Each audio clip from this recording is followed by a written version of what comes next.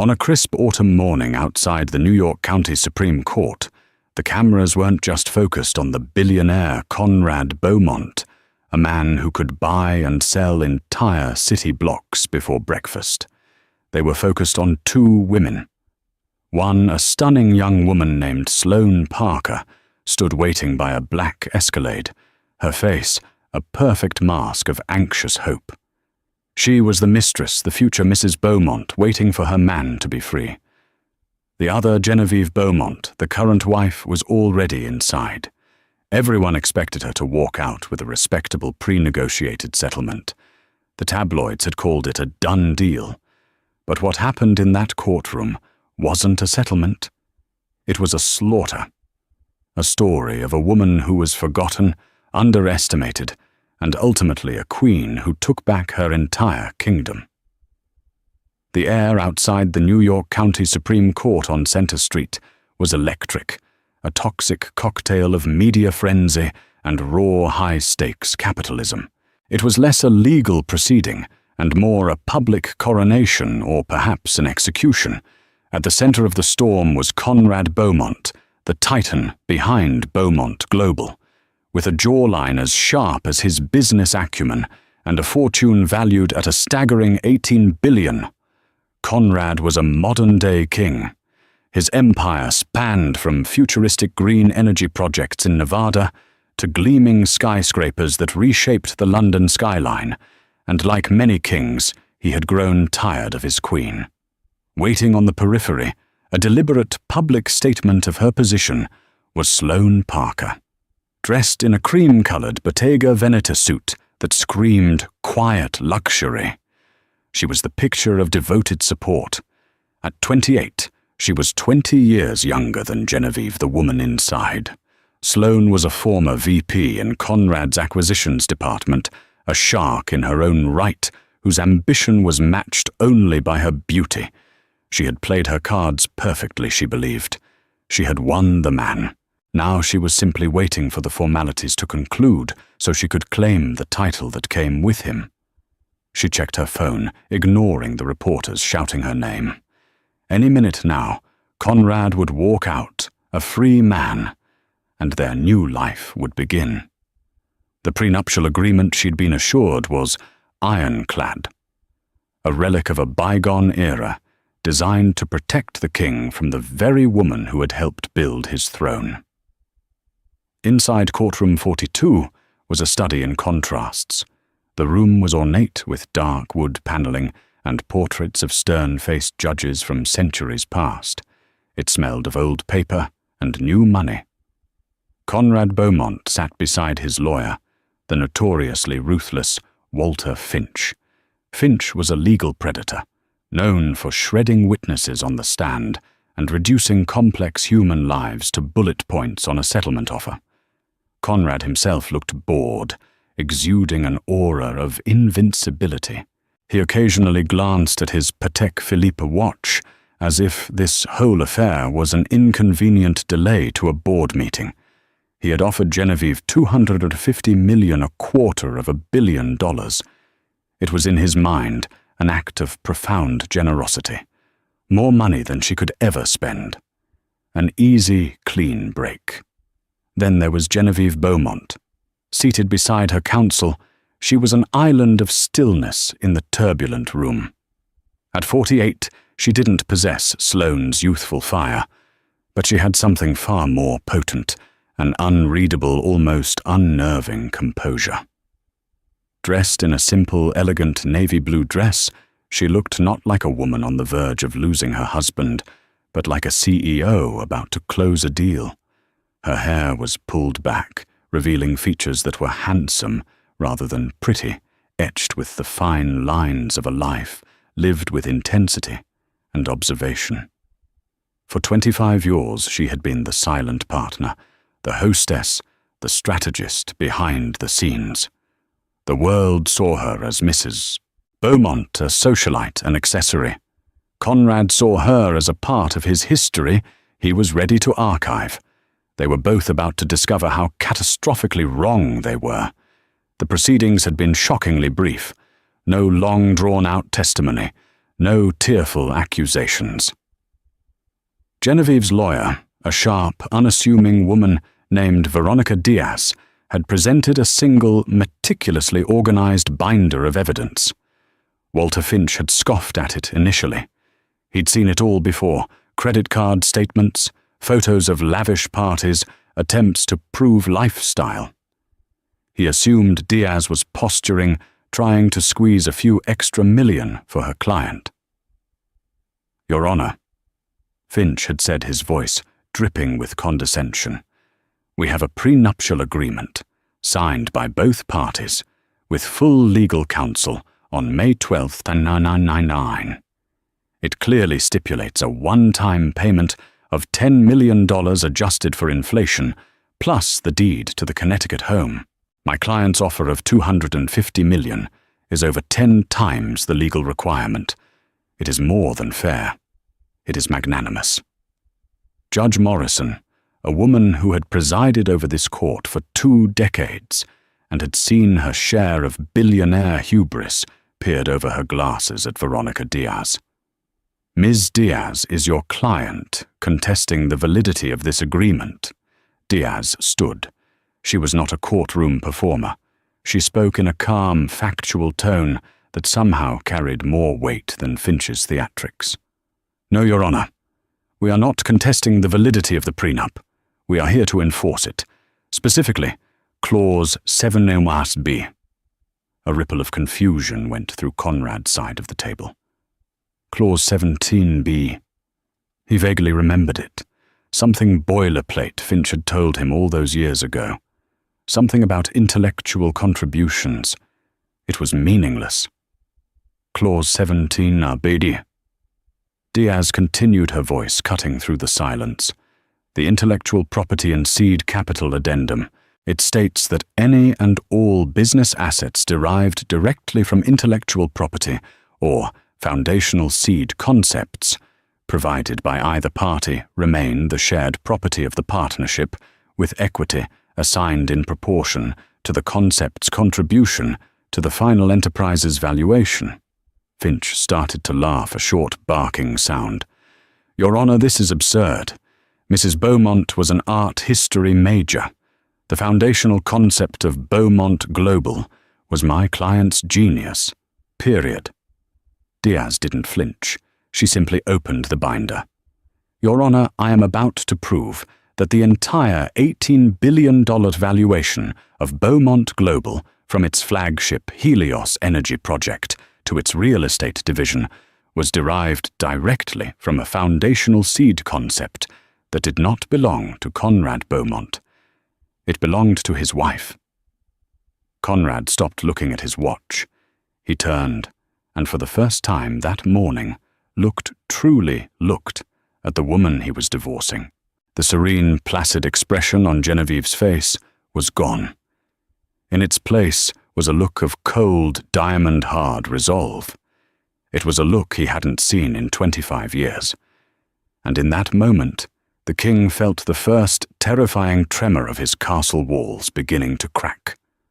The story of Conrad and Genevieve Beaumont didn't begin in a Park Avenue penthouse.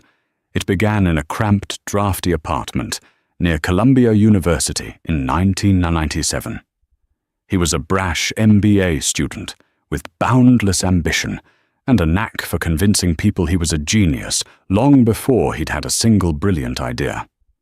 She was a graduate student, not in art history, as Walter Finch had so dismissively claimed, but pursuing a dual master's in sustainable urban planning and economics. Genevieve was the quiet engine to his gleaming chassis. While Conrad was out networking charming investors with visions he hadn't yet figured out how to build, Genevieve was in their small apartment, surrounded by textbooks and blueprints fueled by cheap coffee. She was the one who built his financial models, who ghostwrote his business plans, who saw the future not as a vague landscape of profit, but as a complex, interconnected system. Conrad's ambition was a fire, but Genevieve provided the schematics for the furnace. She was fascinated by a then niche concept, the economic symbiosis between green energy generation and smart real estate development. Her thesis, a 300-page document titled The Helios Model, a closed-loop economic framework for sustainable urban growth, was her magnum opus. It wasn't just theory, it was a practical step-by-step blueprint for creating self-sustaining communities where commercial and residential properties were powered by their own localized renewable energy grids. The profits, she argued, would be exponential, as the company would own not just the buildings, but the very power that ran them. Conrad had been initially dismissive. "Too academic," he'd said, waving a hand. "People want returns, Jenna, not lectures on carbon footprints." But he was smart enough to recognize a powerful idea when he saw it, especially one he could claim as his own. He read her thesis. Then he read it again. He absorbed its language, its data, its revolutionary framework. Over the next few months, Genevieve's Helios model slowly, insidiously became our idea, and then finally, my vision. When Conrad secured his first round of seed funding, it was her thesis repackaged into a glossy pitch deck with his face on the cover that won over the venture capitalists. He was the charismatic front man. She was the ghostwriter of the revolution. She didn't mind, not then. She was in love, and she believed in their shared future. His success was her success. The day he proposed, he also presented her with the prenuptial agreement. It was 1999. He had just closed the deal for the land in the Nevada desert that would become the first Helios project test site. "It's just a formality, honey," he'd said, sliding the thick document across their small kitchen table. "Finch says it's standard practice. Protects us both." Genevieve read through the dense legalese. She saw the standard clauses, the flat payout, the waiver of future claims on his income. It felt cold, transactional. It felt like he was already planning for the end before they had even begun. Her heart sank. But then she saw Clause 17b, the intellectual property and seed capital addendum. Her lawyer, a young woman just starting her own practice, had flagged it as unusual.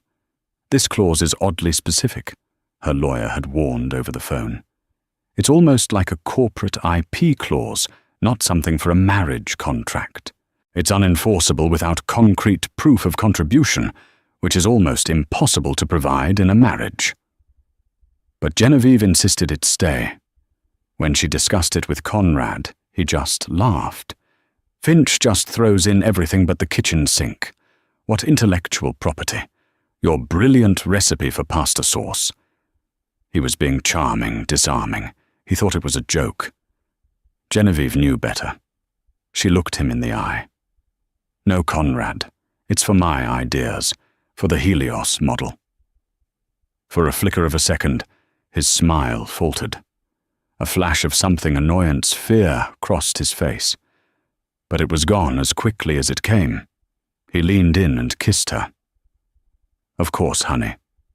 Your ideas are the most valuable thing I have." He signed the agreement without another word, confident that the clause was a meaningless sentiment, a ghost in the legal machine that could never be substantiated. What he didn't know was that Genevieve, methodical and meticulous even then, had already taken a precaution. The day after he first pitched the Helios model to investors, she had taken her original, hand-annotated, coffee-stained thesis manuscript, placed it in a sealed envelope, and mailed it to herself via registered post. When it arrived, she didn't open it. She placed the sealed postmarked package, a perfect, legally recognized time capsule, from a date before their marriage, before his company even had a name, into a safe deposit box. It was a quiet act of self-preservation, a nagging instinct that one day the ghost in the machine might need to be brought to life. She was ensuring her legacy, even if she hoped she would never have to cash the policy. For 25 years, that policy sat dormant, As Beaumont Global exploded into a multi-billion-dollar behemoth, the world celebrated the singular genius of Conrad Beaumont. He was on the cover of Forbes, Time and Wired. In every interview, he told the story of how he alone in his dorm room sketched out the revolutionary idea that would change the world. Genevieve the architect became the hostess. Her strategic mind, which once mapped out global energy grids, was now praised for mapping out seating charts at glittering charity galas. She became a beautiful, elegant footnote in the epic tale of her husband's success. And for years she allowed it. She loved him, and she loved the life they had built, even if her role in it had been deliberately erased from the official history. Until the day she discovered that history wasn't the only thing he was trying to erase. The discovery of the affair wasn't a dramatic confrontation. It was a quiet, sickening revelation delivered by the cold glow of an iPad screen. Genevieve was in the library of their Hamptons estate, Seacliff, a sprawling testament to their success. She was coordinating a fundraiser for the Met, cross-referencing donor lists, when a shared calendar notification popped up. It was from Conrad's executive assistant, a reminder for CB, SP, Four Seasons, Bosphorus, anniversary dinner. Genevieve frowned. SP. She didn't recognize the initials, and their anniversary wasn't for another 4 months. Curiosity, a long dormant instinct, pricked at her. With a few clicks, she navigated the labyrinthine servers of Beaumont Global, an intricate system she herself had helped design the architecture for in the early 2000s. She still had high-level administrative access, a detail Conrad had long forgotten, deeming it irrelevant. She searched the employee directory for S.P. Sloane Parker, Vice President, Mergers and Acquisitions, a stunning, fiercely intelligent woman Genevieve had met at a few company functions. Then she pulled up Conrad's travel expenses. The business trip to Istanbul last month, the hotel folio from the Four Seasons Bosphorus, a dinner reservation for 2 at a private table, flowers, champagne. The date of the reservation coincided with the 1-year anniversary of the day Sloane Parker had closed her first major deal for the company. He wasn't just cheating, he was celebrating a new life, a new partnership with her replacement.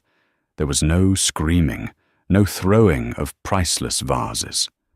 A profound, icy calm washed over Genevieve. The grief was there, a deep, tectonic ache, but it was overshadowed by a sudden, jarring clarity. It wasn't just about the infidelity. It was about the erasure. For years, he had been slowly, methodically, writing her out of their shared story. He had taken her ideas, her strategies, her life's work, and repackaged it as his own solitary triumph. Now he was preparing to replace her physical presence with a younger, shinier model, discarding her like an outdated piece of technology. She looked around the library at the shelves filled with leather-bound first editions, the Rothko painting on the wall, the view of the Atlantic Ocean. This wasn't just a home. It was a cage, albeit a beautifully gilded one. And she had helped build it, bar by golden bar. That night, she didn't confront him. When he came home complaining about traffic on the Long Island Expressway, she listened patiently. She asked about his day. She played the part of the devoted wife perfectly. But inside a switch had been flipped. The loving partner was gone, and in her place, the strategist had reawakened. For the next 18 months, Genevieve operated in the shadows.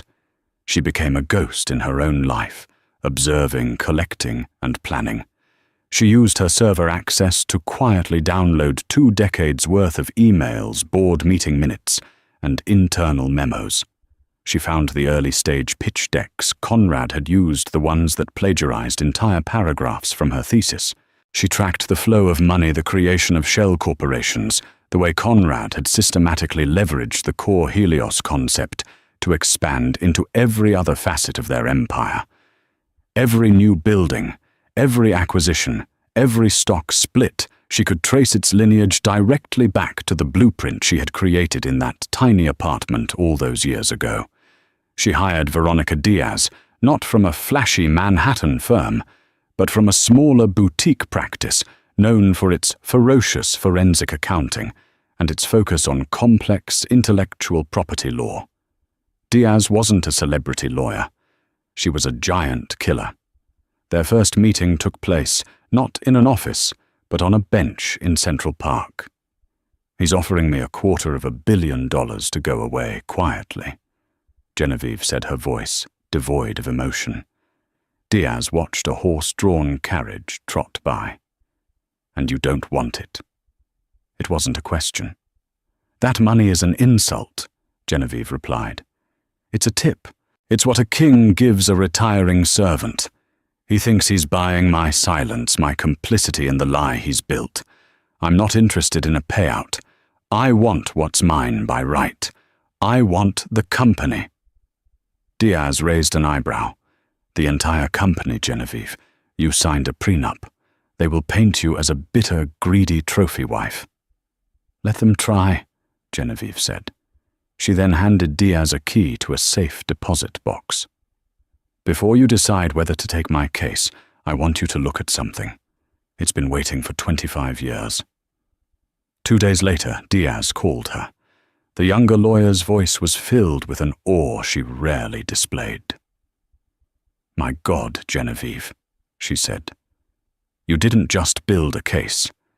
You laid the foundation for it before he even broke ground." The plan was set. They wouldn't fight the affair. They wouldn't fight about his cruelty or neglect. That was the battle he expected, the one his lawyer Walter Finch was prepared for. They would ignore the emotional battlefield entirely and wage war on the intellectual one.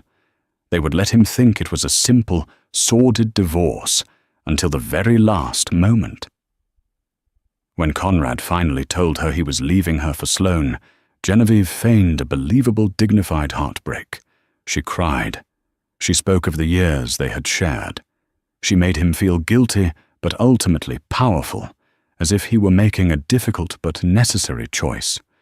He left the meeting feeling magnanimous, convinced that the $250 million was more than enough to soothe her wounded pride.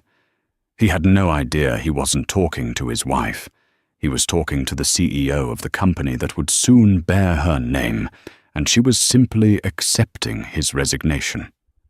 The deposition took place in a sterile conference room at Walter Finch's law firm, a glass and steel monolith in Midtown Manhattan. The air was thick with tension. Conrad, flanked by Finch and a team of junior associates, looked every bit the master of the universe. He was there as a formality, a box to be checked before the final settlement was signed. Genevieve and Veronica Diaz sat opposite them. Diaz's team was smaller, just herself, and a paralegal. They were outgunned, outnumbered, and, in Finch's opinion, completely out of their league. Finch began with a clear strategy to paint Genevieve as a pampered socialite, completely detached from the brilliant, grueling work that had built Beaumont Global. He wanted to establish a narrative of the genius husband and the kept wife. "Mrs. Beaumont." Finch began his voice, a smooth, patronizing purr. "Could you describe your role in the early years of your husband's company?" "I was his partner," Genevieve said simply. Finch smirked. "A partner? In what sense did you attend board meetings? Did you negotiate financing deals? Did you have a title? An office?" "My role was more foundational," Genevieve replied, her composure unshakable. "Ah, foundational," Finch repeated, letting the word hang in the air as if it were absurd. "You mean emotional support, hosting dinner parties for investors. That is, of course, a valuable contribution to a marriage, but hardly a quantifiable stake in an $18 billion corporation." He went on like this for an hour, asking about her responsibilities for managing their homes, their social calendar, the education of their now adult children. He was building a picture for the record brick by condescending brick. Conrad watched a faint smile on his lips. This was going exactly as planned. Then it was Diaz's turn to question Conrad. She didn't begin with accusations or anger. She started softly, almost academically. "Mr. Beaumont, I'd like to talk about the Helios project," she said. "It's often cited as the cornerstone of your empire. Can you recall for us the precise moment of its inception?" Conrad leaned back, happy to pontificate. "Of course. It was a bolt from the blue. I was at Columbia, working on my MBA. I realized the entire model of energy consumption was archaic. My idea was to decentralize the grid to create a closed-loop system where real estate was both the consumer and the producer. It was, if I may say so, revolutionary." "A closed-loop system," Diaz repeated, jotting down a note.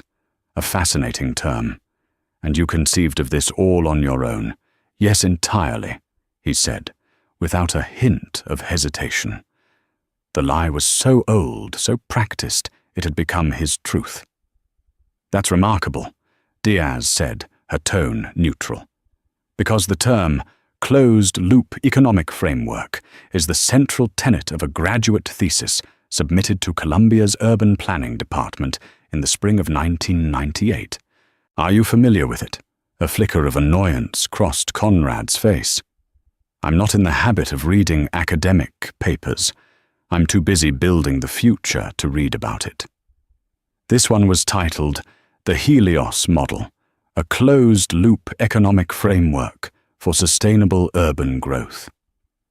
The author, Diaz paused, letting the silence stretch, was a Genevieve Sadler, your wife's maiden name. The air in the room changed. Walter Finch sat up straighter, his patronizing smile vanishing. "Coincidence, I'm sure," Conrad scoffed, but a bead of sweat traced a path down his temple. "Perhaps," Diaz conceded. "Let's move on. The initial pitch deck you used to secure funding from Vanguard Capital in 1999. Do you recall who created the financial projections in that document?" "I did. With my team," Conrad snapped. "Interesting. Because we had them analyzed by a forensic accounting firm. The modeling methodology, the specific algorithms used to project revenue, they are identical to the ones used in Chapter 4 of Ms. Sadler's thesis. Identical, Mr. Beaumont." "Not similar." "Copied." Finch slammed his hand on the table. "This is a fishing expedition. What are you implying?" "I'm not implying anything," Diaz said, her voice turning from silk to steel. "I am stating for the record that the foundational intellectual property of Beaumont Global was authored by my client, and per Clause 17B of a prenuptial agreement that you, Mr. Finch, drafted, she is entitled to equity proportional to that contribution." Conrad erupted. "This is insane. She was a student. I built an empire from nothing." "Did you?" Diaz asked, her gaze locking onto his. "Or were you just the first person to read the blueprints?" The deposition was a disaster for Conrad. The transcript was damning. Finch's strategy was in tatters. The narrative of the kept wife had been obliterated, replaced by the far more compelling story of the stolen legacy. But they still believed it was a negotiating tactic, a desperate last-ditch effort to squeeze a larger settlement out of him. They still couldn't fathom the true scope of Genevieve's endgame. They offered to raise the settlement to $500 million then, $1 billion they believed they were negotiating a financial settlement. They failed to understand that for Genevieve this was never about the money. It was about a correction to the historical record and a correction to the balance sheet of her life. Diaz refused every offer without a counter. "We'll see you in court," was her only reply. Conrad was furious, but not yet truly scared. He had the best lawyers, the best PR team. He had power. What did she have? An old college paper and a sentimental clause in a dusty document. He was Conrad Beaumont. He did not lose. The week before the final court date, Walter Finch and his team were in full-blown crisis mode. They had hired experts to discredit Genevieve's thesis, to argue that it was a vague academic exercise, and that Conrad's genius was in its execution. Their argument was plausible. An idea is worthless without the ability to bring it to life. A blueprint is not a building. They were preparing to argue that Clause 17b was legally void for vagueness. It was during this time that Veronica Diaz filed a final motion with the court presenting her Exhibit A. It was a simple, unassuming item, a faded 9 by 12-inch manila envelope. Finch and Conrad examined the digital scan of the exhibit. The envelope was sealed with yellowing tape. It was addressed to Genevieve Sadler at her old apartment near Columbia. The return address was her own. But it was the postmark that made Walter Finch's blood run cold. It was a crisp, clear stamp from the United States Postal Service, dated April 2nd, 1998. "What is this?" Conrad asked, irritated. "Junk mail from the 90s. Finch's face was pale. He understood immediately. "It's a poor man's copyright." He whispered the legal term, catching in his throat. "It's an old technique. You mail your own work to yourself and leave it sealed. The federal postmark serves as an indisputable time-stamped record of the date the contents existed." The date was critical. April 2nd, 1998. It was 3 months before Conrad had even incorporated his first company. It was a full year before he and Genevieve were married and signed the prenup. It was concrete, irrefutable proof that her foundational seed concept existed in its complete form long before Beaumont Global was anything more than a name on a piece of paper. The sealed envelope didn't just contain her thesis. It contained the entire genesis of the Beaumont Empire. This was the smoking gun. This wasn't just a college paper anymore. It was a legally time-stamped piece of intellectual property. Genevieve hadn't just written a blueprint. She had notarized it with the full authority of the U.S. government. Her quiet act of self-preservation 2.5 decades earlier had just become the most powerful weapon in a multi-billion-dollar war. The atmosphere in Conrad's camp shifted from arrogant confidence to sheer panic. Their entire defense that Conrad's execution was the true value was now severely weakened. Diaz would argue that the execution was merely the following of a detailed instruction manual that Genevieve had authored. A frantic, last-minute settlement offer was made. This time, it was for $3 billion, a figure that would have been one of the largest divorce settlements in history. The offer was relayed to Diaz, who was with Genevieve in her temporary apartment overlooking Central Park. $3 billion, Genevieve, Diaz said, holding the phone. You would never have to think about money or Conrad Beaumont ever again. Genevieve looked out the window at the sprawling city below, at the skyline, dotted with buildings whose existence could be traced back to a document she wrote at her kitchen table. "He still doesn't get it," she said, a sad, knowing smile on her face. "He thinks this is a negotiation. He thinks he can put a price on my life's work, and I'll just take the check and disappear." She turned to her lawyer. "Veronica, what does Clause 17b say about proportional equity?" Diaz pulled out the prenup, its pages now worn and familiar. "It says equity should be assigned in proportion to the concept's contribution to the final enterprise's valuation." "And what would you say the proportion is?" Genevieve asked. Diaz allowed herself a small, triumphant smile.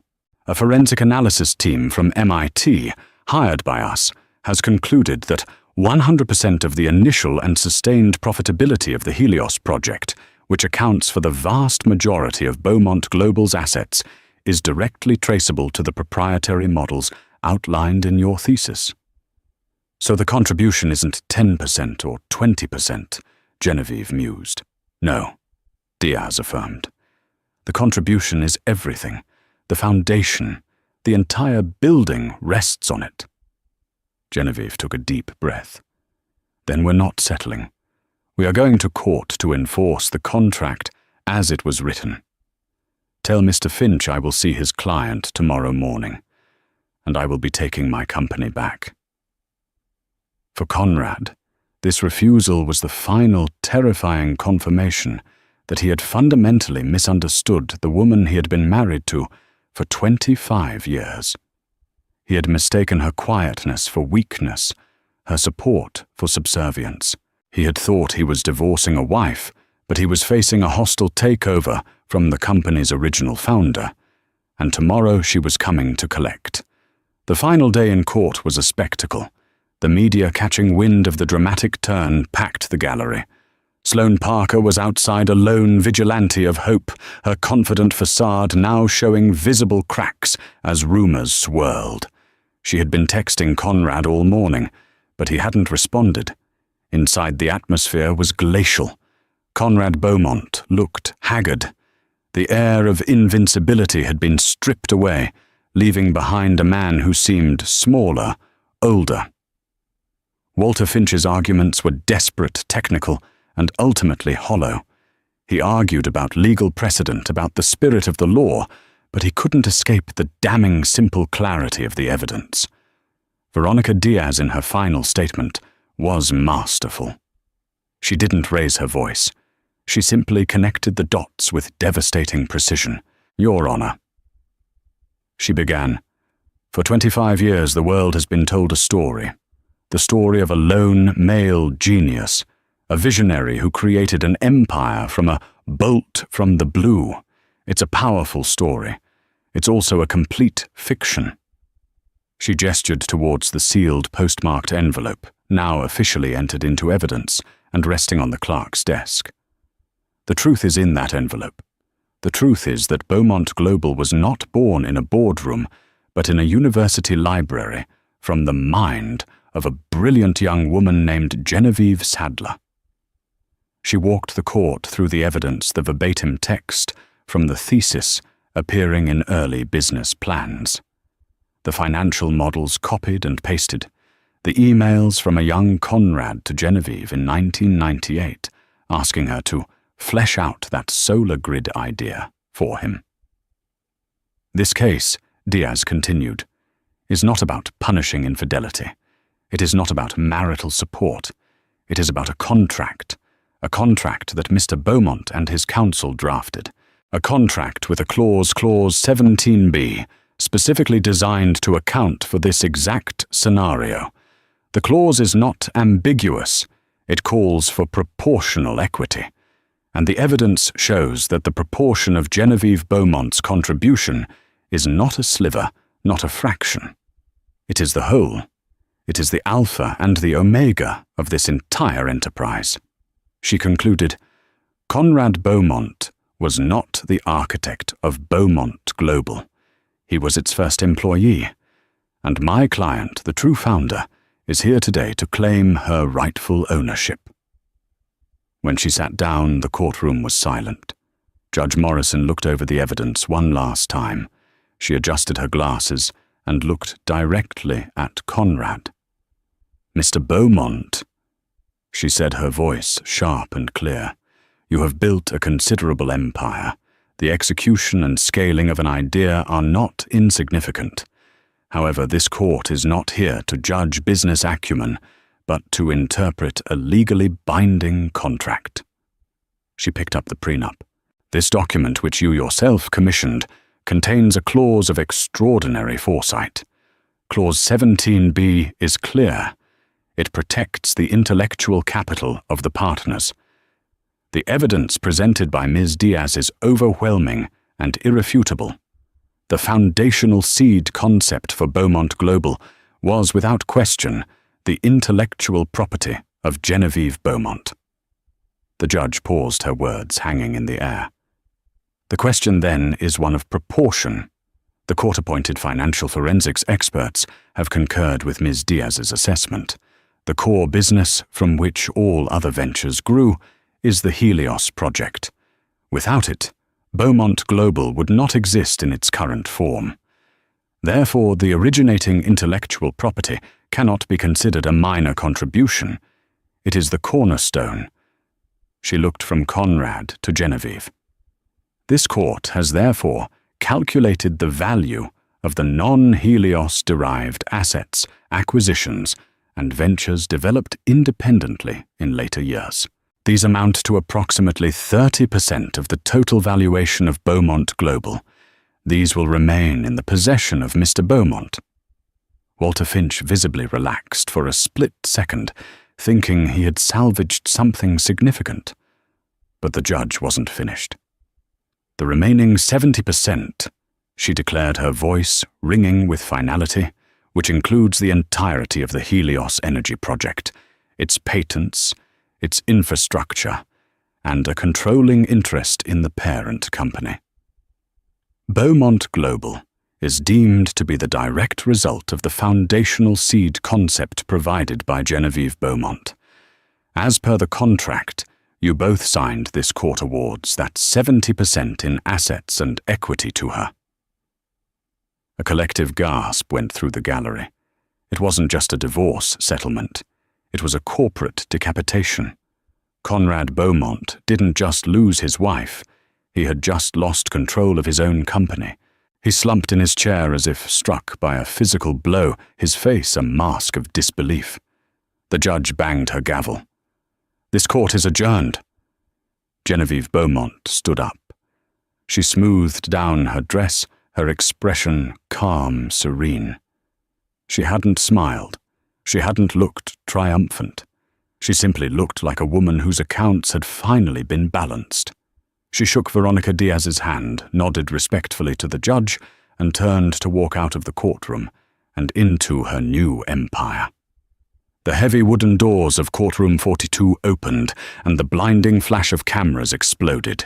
The media scrum surged forward, a wave of shouting reporters, but they parted almost instinctively as Genevieve Beaumont emerged.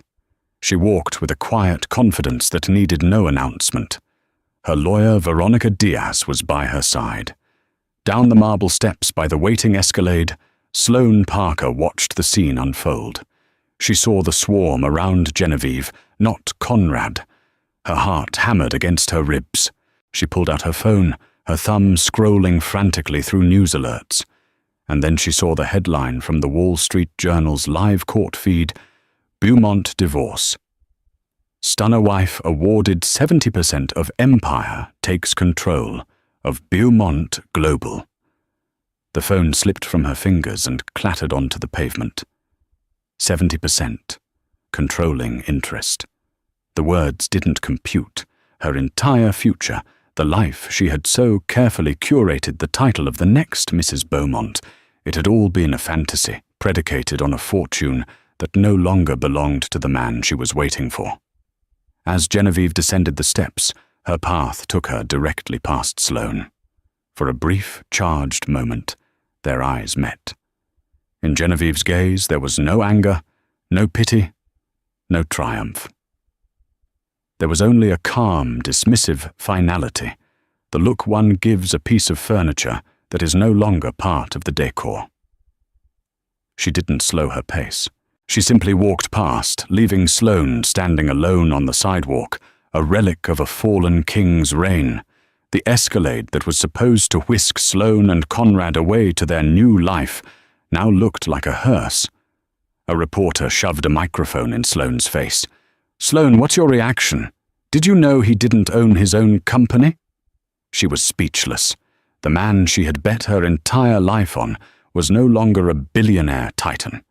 He was a minority shareholder in his ex-wife's company. Inside the courthouse, Conrad Beaumont remained seated, a hollowed-out man, amidst the wreckage of his life. Walter Finch was attempting to speak to him about appeals, about motions, but the words were meaningless noise. Conrad stared at the empty chair where Genevieve had sat. He had underestimated her at every turn. He saw her as a beautiful memory, a comfortable habit, an obstacle to be managed. He never in his wildest nightmares saw her for what she was, his creator, and his undoing. Genevieve did not flee the city or hide in her newfound fortune. The next morning, she arrived at the Beaumont Global Headquarters in a town car, not as a visitor, but as the majority owner. She called an emergency board meeting. The same men who had once patted her on the arm at cocktail parties now sat in stunned silence as she laid out her new vision for the company. There was no vitriol, only breathtaking competence. She spoke of expanding the Helios model, of pushing into new markets, of correcting the company's ethical drift. Her first official act was to announce the creation of the Genevieve Sadler Beaumont Foundation for Women in STEM and Entrepreneurship, funded with an initial endowment of $5 billion. Its mission, to ensure that no woman with a world-changing idea would ever have to watch a man take the credit for it. The story of Genevieve Beaumont became a modern legend. Not a story of revenge, but of reclamation. She didn't just divorce her husband, she corrected a historical injustice. She proved that the quietest person in the room is often the most powerful, and that a legacy buried under years of lies can one day be unearthed, reclaimed, and shine brighter than ever before. She didn't need his name, his money, or his kingdom. She had simply come back to take the throne she had built herself 25 years ago. A month after the verdict, the name on the towering skyscraper at Columbus Circle had not yet changed, but everything inside it had. The corner office on the 70th floor, once Conrad Beaumont's throne room, was now Genevieve's command center. The heavy masculine mahogany desk had been replaced with a sleek, minimalist table of reclaimed wood and steel. The ostentatious sculpture of a charging bull was gone, replaced by a serene landscape painting by a female artist she admired. The office, like its new occupant, was quieter, more focused, and infinitely more formidable. Genevieve had moved with the swift, decisive grace of a master strategist, finally allowed onto the battlefield. She didn't purge the company, she recalibrated it. Projects were streamlined, a new ethics committee was established, and the entire executive floor, so used to Conrad's blustering commands, was now adapting to Genevieve's calm, incisive questions. She wasn't just the owner, she was the chief architect, and she was redesigning her creation from the inside out.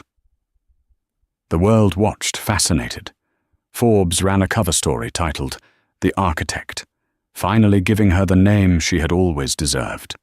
Her foundation had already begun vetting its first round of grant applications, inundated with proposals from brilliant women who, like her, had been waiting in the wings.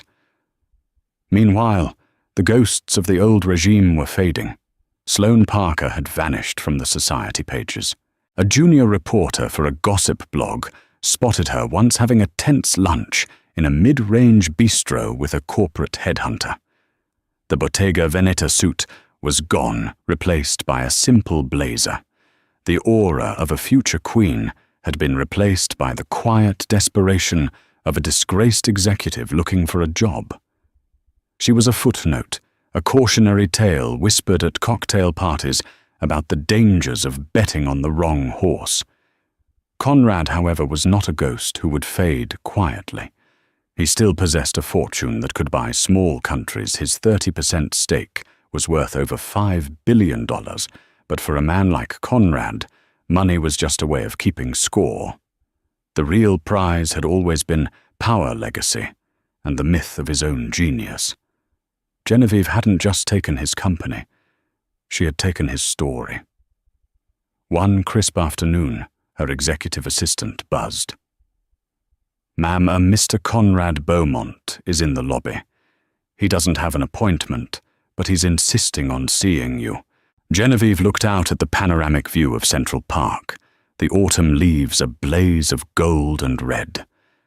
"Send him up," she said, her voice even. When Conrad walked into the office, he stopped just inside the door, momentarily disoriented. It was his space, yet it was alien to him. He looked thinner the custom-tailored suit hanging slightly loose on his frame. His tan couldn't hide the dark circles under his eyes. "You've redecorated," he said, the word sounding hollow. "I've reclaimed it," Genevieve corrected him softly, not rising from her chair. She gestured to the seat opposite her. "What can I do for you, Conrad?" The use of his name, so formal and detached, stung him. He sat looking for a sign of the woman he had known for 25 years, the supportive wife, the forgiving partner. He found none. He was looking at the chairperson of the board. "I wanted to talk," he began, trying to find his footing. "About us. About the past." "The past was adjudicated in a court of law," she replied, her hands folded calmly on the desk. "We are bound by its decision." "This isn't about the court, Jen." He snapped, a flash of the old arrogance returning. "This is about our life. You didn't just divorce me. You erased me. You took my life's work." Genevieve's gaze was unwavering. "There seems to be a fundamental misunderstanding even now," she said, her voice patient, as if explaining a complex formula to a slow student. "It was never your life's work. You were merely its public face. The work, Conrad, was mine. You have been handsomely compensated for your role as its long-term CEO, but that role has come to an end." He stared at her flabbergasted. The sheer, unshakable certainty of her statement left him no room to argue. He tried a different tactic, the one that had always worked before. He softened his voice, leaning forward with a pained expression. "Jen, think about what you're doing. To our history, to our name. Don't you remember the early days, the dreams we had in that tiny apartment?" "I remember them perfectly," she said, and for the first time, a flicker of emotion crossed her face. Not nostalgia, but a distant, clinical sadness. "I remember a young woman with a vision for the future, and I remember the man she loved who took that vision and told the world it was his own. I honored my half of our partnership for 25 years, Conrad. I supported you, I enabled you, and I stayed silent. You were the one who broke the contract. Not just with Sloane, but when you started to believe your own lie. Now I am simply enforcing the terms of our original agreement." He finally broke. "So this is it. You throw me out of my own company, my own life. And that's it. After everything?" Genevieve stood up the movement, signaling the end of the meeting. She walked to the window, her back to him. "This is not the end of your life, Conrad. It is simply the end of your life with me and your time at the head of my company," she said, looking down at the city she now helped to shape. "You have billions of dollars. You are free to build something new, something of your own this time. I would be genuinely interested to see what that looks like." It was the most devastating dismissal she could have delivered. It wasn't spoken with hatred, but with a complete and utter indifference. He was no longer her problem, no longer her partner, no longer even her rival. He was just someone else. Without another word, Conrad stood up and walked out of the office. He had built his footsteps silent on the new rug. Genevieve remained at the window for a long time. She was not celebrating. This final painful severance was the true cost of her victory. She had not just won a company. She had been forced to excavate her own life to separate the truth from the lies, the love from the transaction. She picked up a framed document from her desk. It was a preliminary grant approval from her foundation, funding a brilliant young physicist's revolutionary solar panel technology. It was the first of thousands. She was no longer just correcting the past. She was building the future, her future. And for the first time in a long time, the view from the top felt like her own. In the end, this wasn't just a divorce. It was a reckoning. Conrad Beaumont lost more than his money. He lost his own myth. He was exposed as the frontman for a genius he tried to erase. And Sloane Parker, who waited for a king, was left with nothing when she discovered he was merely a regent ruling on a queen's authority. The story of Genevieve Beaumont is a chilling and powerful reminder that the most dangerous person to underestimate is the one whose contributions you've taken for granted. She played the long game, armed with intelligence, patience, and a single unopened letter that held the keys to an empire. It makes you wonder how many other stories, how many other fortunes are built on the silent, uncredited work of a forgotten partner. What did you think of Genevieve's incredible strategy? Was it justice or the coldest revenge imaginable? Let us know your thoughts in the comments below. If you found this story as compelling as we did, please hit that like button, share it with someone who needs to hear it, and make sure you subscribe to our channel for more true-life dramas you won't find anywhere else. Thanks for listening.